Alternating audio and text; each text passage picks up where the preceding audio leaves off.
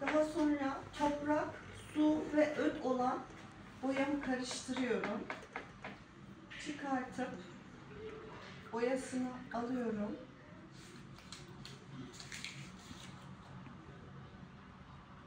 Hafif dokunuşlarla tekrar.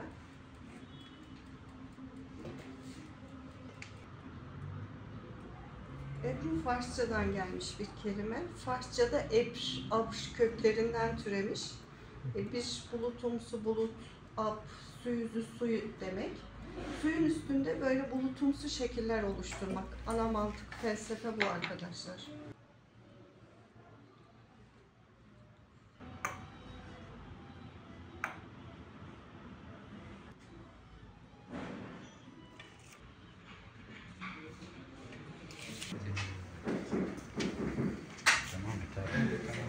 Ya da biz öğrencilere daha farklı neler tanıtabiliriz? Mesela müzik için de bir